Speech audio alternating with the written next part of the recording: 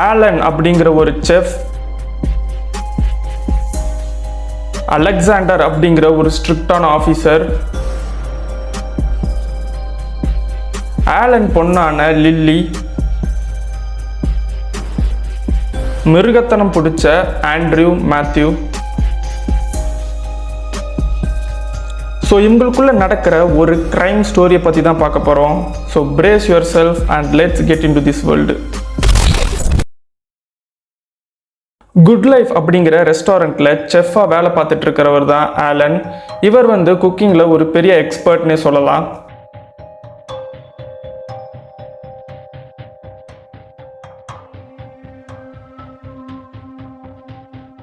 இவர் லைஃப்லேயே ரொம்பவும் முக்கியமான ஒரு ஆள் யாருன்னா இவர் பொண்ணான லில்லி. இந்த பொண்ணுக்கு அம்மா கிடையாது, அதனால ஆலன் ஒரு சிங்கிள் பேரண்டாக இருந்து லில்லியை வளர்த்துருப்பாரு. லில்லியும் ஸ்கூல் லைஃப்பை முடிச்சுட்டு காலேஜ் லைஃப்குள்ளே என்டர் ஆகுறாங்க. அவங்க காலேஜ் லைஃப்பும் அவங்களுக்கு ரொம்பவும் ஹாப்பியாக போயிட்டுருக்கு. ஸோ இவங்க படிச்சுட்டு இருந்த அந்த டைமில் காலேஜில் இருந்து ஒரு பிக்னிக் ஒன்று அரேஞ்ச் பண்ணுறாங்க. அங்கே இருக்கிற டீச்சர்ஸ், ஸ்டூடெண்ட்ஸ் எல்லாரும் 3 டேஸ்க்கு ஒரு டூர் ஒன்று பிளான் பண்ணுறாங்க. இதை கேட்ட லில்லி ரொம்பவே ஹாப்பி ஆகிடுறாங்க. காலேஜில் பிக்னிக் கூப்பிட்டு போகிறாங்க அப்படிங்கிற விஷயத்த தன்னோட அப்பாவான ஆலன்ட்ட லில்லி சொல்கிறாங்க. இதை கேட்ட ஆலன், உன்னை கூப்பிட்டு போகிற பிக்னிக்கு நானும் வரலாமா அப்படின்னு கேட்குறாரு. ஆலன் தன்னோட பொண்ணை ஒரு நாள் கூட பிரிஞ்சு இருந்ததில்லை. அதனால ஆலன் உன் கூட நானும் வரேன் அப்படிங்கிறத லில்லிட்ட சொல்கிறாரு. ஆனால் லில்லிக்கு அவங்க அப்பா கூட வர்றது பிடிக்கல. தான் வர்றது லில்லிக்கு பிடிக்கலங்கிற விஷயம் தெரிஞ்சும் ஆலன் நானும் உன் கூட வருவேன் அப்படின்னு சொல்லிடுறாரு. ஸோ பிக்னிக்கு போகிற அந்த நாள் வருது.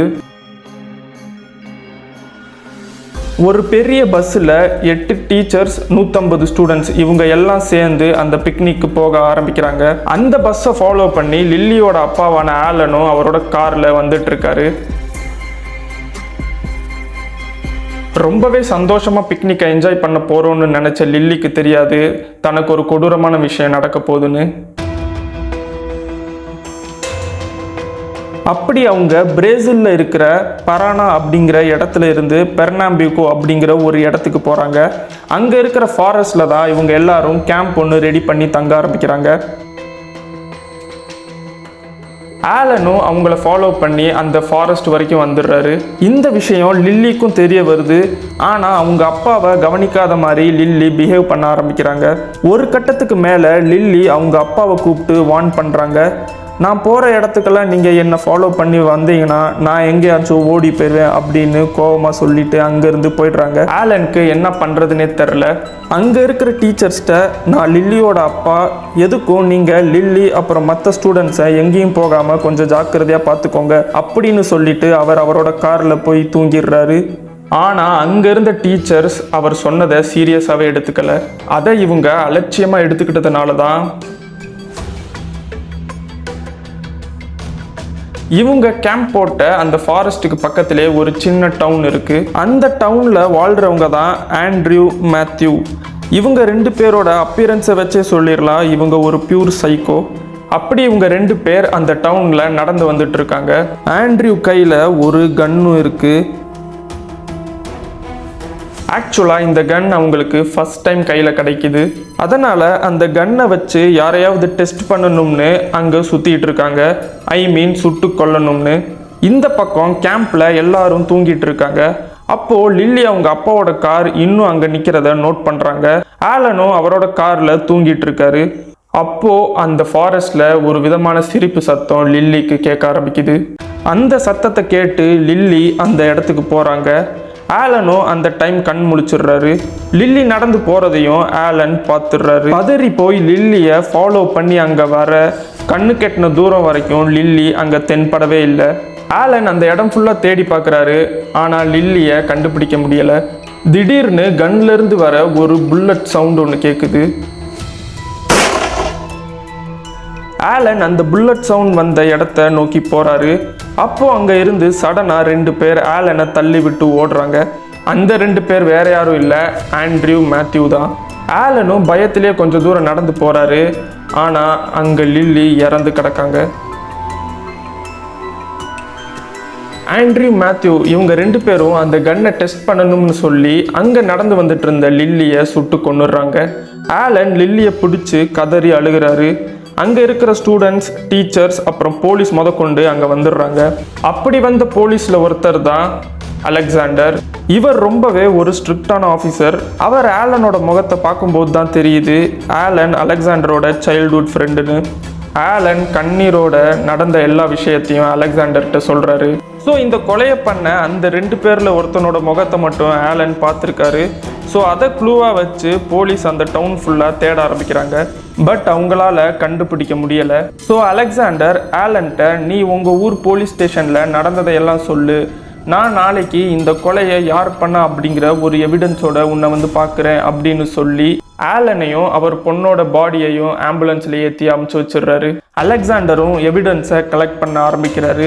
ஆலனும் சோகத்தில் உட்காந்துருக்காரு. ஸோ லில்லி கூட படிக்கிற ஸ்டூடெண்ட்ஸ் எல்லாரும் ஆலனை சமாதானப்படுத்துகிறாங்க. ஆலன் அவரோட ஹோட்டல் முன்னாடி வெயிட் பண்ணிட்டு இருக்காரு அலெக்சாண்டர் வருவாருன்னு. அதே மாதிரி அங்கே அலெக்சாண்டர் வராரு.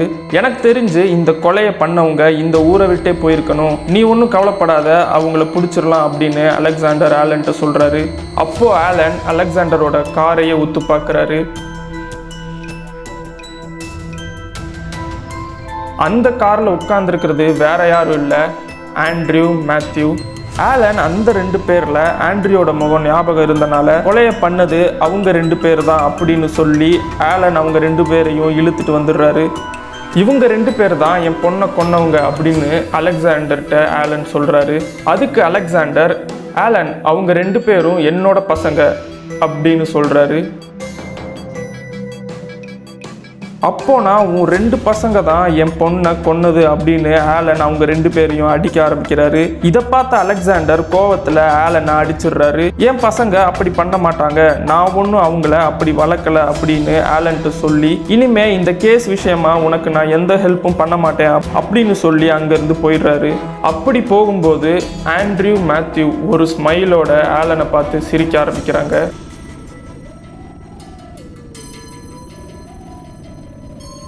ஆலன் கோர்ட்டு கேஸ்ன்னு அலையிறாரு. ஆனால் அவருக்கு நீதிங்கிறது கிடைக்கவே இல்லை. ஏன்னா அலெக்சாண்டர் பொறுத்த வரைக்கும் அவர் பசங்களான ஆண்ட்ரியூ மேத்யூ இவங்க 2 பேரும் ஒரு பெட்டு. அம்மா இல்லாதனால ரொம்பவே செல்லமாக வளர்த்துருப்பாரு. ஆனால் இவங்க 2 பேர் பண்ணுற தப்பான விஷயங்கள் எதுவுமே அவங்க அப்பாவான அலெக்சாண்டருக்கு தெரியாத மாதிரி ஹேண்டில் பண்ணிட்டு இருப்பாங்க. அப்படி தான் அலெக்சாண்டருக்கு தெரியாமையே அவரோட கன்னை எடுத்து யூஸ் பண்ண போய் லில்லி இறந்து போயிருப்பாங்க. அலெக்சாண்டருங்கிற இவர் ஒருத்தர்னாலேயே இவங்க 2 பேர் பண்ண ஏகப்பட்ட கிரைம்ஸ் மண்ணோட மண்ணாக போயிருக்கு. ஏன்னா அலெக்சாண்டர் கண்ணுக்கு இவங்க 2 பேர் அவர் பேச்சை கேட்டு நடக்கிற ஒரு சுத்தமான கெட்ட பசங்க. ஆலனும் இதுக்கு மேலே எந்த ஒரு நீதியும் கிடைக்க போறதில்லை அப்படின்னு தன்னோட பொண்ணை அடக்கம் பண்ணிடுறாரு. அவர் பொண்ணை அடக்கம் பண்ணி 2-3 நாள் ஆகுது. ஆலனால் எந்த ஒரு விஷயத்தையும் ஃபோக்கஸ் பண்ண முடியலை, கான்சென்ட்ரேட் பண்ண முடியலை. கடைசியாக ஆலன் சூசைட் பண்ணிக்கிறாரு. இந்த பக்கம் அலெக்சாண்டருக்கு ஒரு விஷயம் மைண்டில் ஓடிட்டே இருக்கு. ஒருவேளை தன்னோட பசங்க தான் பண்ணியிருப்பாங்களோ அப்படின்னு அவங்க 2 பேர்கிட்ட இதை பற்றி பேச ஆரம்பிக்கிறாரு. அதுக்கு இவங்க 2 பேர், நீங்கள் வளர்த்த பசங்க நாங்கள், அதனால உங்களுக்கு பிடிக்காத விஷயங்களை ஒருபோதும் பண்ண மாட்டோம் அப்படின்னு சொல்லி அலெக்சாண்டரை பிரெயின் வாஷ் பண்ணிடுறாங்க. அலெக்சாண்டருக்கு ஒரு கால் வருது. அதில் ஆலன் இறந்துட்டாரு அப்படிங்கிற விஷயம் தெரிய வருது. அலெக்சாண்டர் அவர் வீட்டுக்கு போகிறாரு. ஆலனோட பாடியையும் பார்க்குறாரு. 1 மந்த்துக்கு அப்புறம் ஒரு சின்ன பொண்ணு அலெக்சாண்டர் வீட்டு பக்கமாக சாக்லேட் சாப்பிட்டு நடந்து போயிட்டு இருக்காங்க. அதுக்கு ஆப்போசிட்டில் ஆண்ட்ரியூ மேத்யூ நடந்து வந்துட்டு இருக்காங்க. இந்த சின்ன பொண்ணு அவங்க 2 பேரையும் தெரியாமல் இடிச்சிடுறா. அதில் ட்ரிகரான இவங்க அந்த பொண்ணை கடத்தி வீட்டுக்கு கொண்டு போயிடுறாங்க.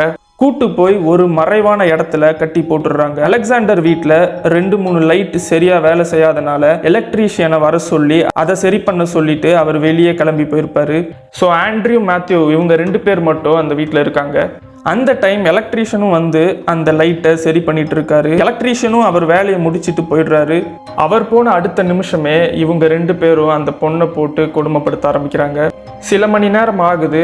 ஆண்ட்ரியூக்கும் மேத்யூக்கும் போலீஸோட ஜீப் சத்தம் வெளியில கேட்க ஆரம்பிக்குது. போலீஸ் அவங்க வீட்டு கதவை உடைச்சு ஆண்ட்ரியூயும் மேத்யூவையும் இழுத்துட்டு வராங்க. அந்த சின்ன பொண்ணு ரத்த கரையோட வெளியில நடந்து வருது. ஸோ அதை அலெக்சாண்டரும் பார்த்துடுறாரு. அங்கே இருக்கிற போலீஸ் இவங்களை என்ன பண்ணலாம் அப்படின்னு அலெக்சாண்டர்கிட்ட கேட்குறாங்க. அலெக்சாண்டர் கண் கலங்கின நிலையில் தன்னோட கன்னை எடுத்து ஆண்ட்ரியூவையும் மேத்யூவையும் சுட்டு கொன்னுடுறாரு.